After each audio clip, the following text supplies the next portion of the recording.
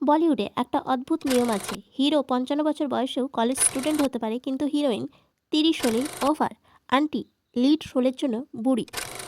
কেন? আমরা কি সত্যি ট্যালেন্ট দেখি, নাকি আমরা শুধু যৌবন কিনি?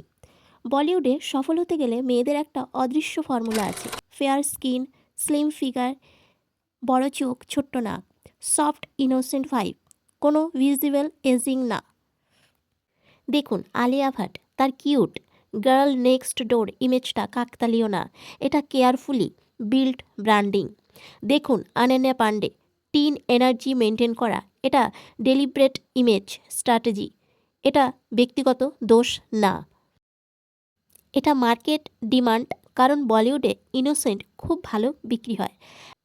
একটা জিনিস খেয়াল করেছেন, যখন সালমান খান রোমান্টিক গান করছেন বা কোনো মুভি করছেন, তার বিপরীতে অনেক সময় থাকছেন নিজের চেয়ে অনেক ছোট অভিনেত্রী।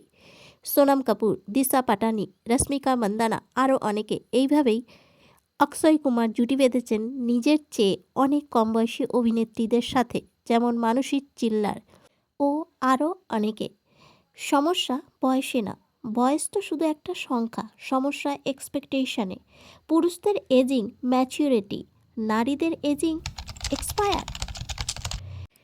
কেন 50+ পুরুষ বিলিভেবল রোমান্টিক হিরোস, কিন্তু 35+ নারী টু ওল্ড ফর লিড?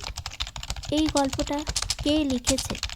है ना कि कोई भी लड़की जब फिल्म इंडस्ट्री में आती है तो उसका जितना टाइम स्पेन होता है उतना फैन फॉलोइंग नहीं होता है। वो एक टाइम तक उनको प्यार करते हैं, उनको पसंद करते हैं, लेकिन उसके बाद में दे वांट समथिंग न्यू। लेकिन एक्टर्स के साथ ऐसा नहीं होता। जैसे कि आप हैं, आप कितने सालों से काम कर रहे हैं कि लोग हैं कि आपसे बोर ही नहीं होते, और आपके आते आते कितनी लड़कियां आके चली गई, बड़ी से बड़ी सुपरस्टार। सो जब तक हीरोइन नहीं होगी। কঙ্গনা রানাওয়াত এটা অনেক দিন আগেই বুঝেছিলেন এবং তিনি সেটার প্রশ্নই সালমান খানকে করেছিলেন।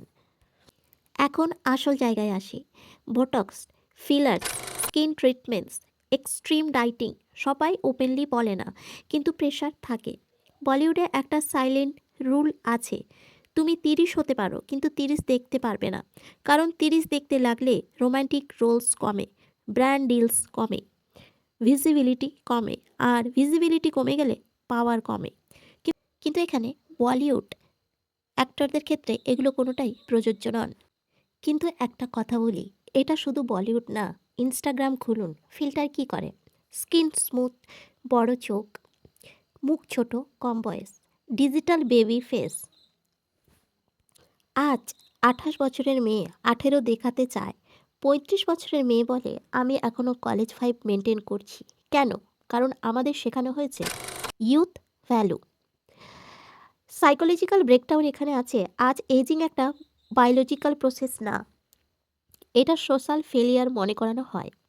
লাইক কম মানে তুমি অ্যাট্রাকটিভ না, বিয়ের বাজারের বয়স বাড়ছে মানে আর্জেন্সি, টাইমলাইনে সবাই ফ্ললেস দেখালে নিজের ন্যাচারাল ফেস অ্যাবনর্মাল লাগে।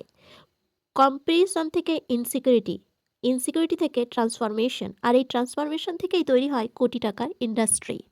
তবুও সবাই এই গেম খেলে না। দেখুন তাব্বু, তিনি বয়স লুকান না। দেখুন বিদ্যা বালান, স্লিম স্টেটোরিওটাইপ ফলো করেন না। তারা প্রমাণ করেছেন ম্যাচুরিটি ক্যান বি ম্যাগনেটিক। কিন্তু সিস্টেম এখনও ইউথকেই বেশি রেওয়ার্ড করে।